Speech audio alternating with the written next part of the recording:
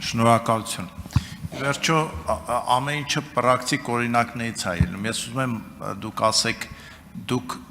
ինչ պրակտիկ փորձից ելնելով նման որոշման եք հանգել, ինչ է տեղի ունեցել, որ դուք չեք վստահում այս արկա համակարգին եւ անցնում եք կամ փորձ եք անում անցնել։ Ես ուզում եմ ասել, այսպիսի մի վարժություն անենք, դուք մոտավոր այսպիսի դրվագ դիտարկել եք, որ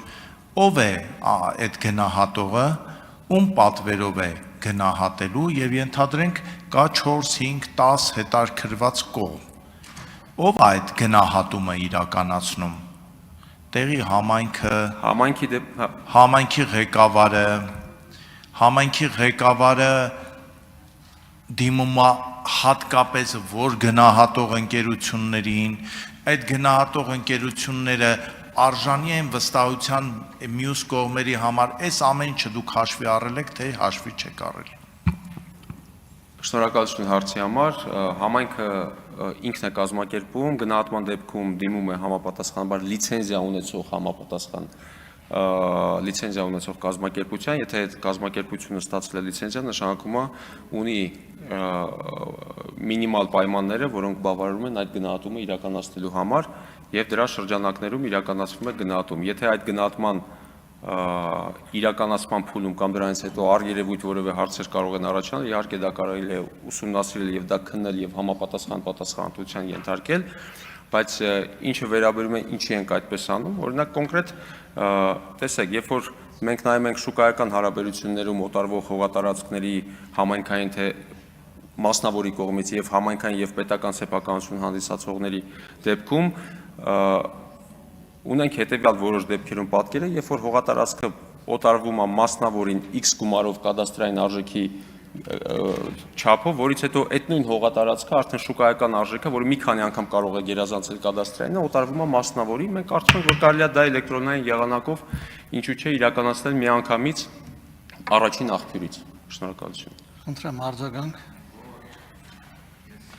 Այդ ամեն ինչը հասկանում եմ եւ բոլորն են հասկանում, պարզապես այսպիսի գուցե միամիտ հարց։ Բայց ինչու է կադաստրային արժեքը շուկայական արժեքից այդքան մեծ տարբերություն տալի։ Իսկ գուցե մենք փոխենք միանգամից կադաստրային արժեքները հողի, սահմանենք հստակ բոլորի համար հասանելի ու ընդունելի գին եւ ոչ թե որ ասենք օրինակ համայնքի ղեկավարը տեղյակ է, որովհետեւ ինքը հասկանում է քանի հոգի կարամարցույթի մասնակցի եւ չափագրող ընկերության ղեկավարը, որ իր հարևանի որդին է, գնահատում է շատ նորմալ ընդունելի, նույնիսկ ցածր գնով։ Եթե նա շահագրգռված չի, որ այդ հողը աճուրդով գնի ինչ-որ մասնակիցներից մեկը, այդ գինը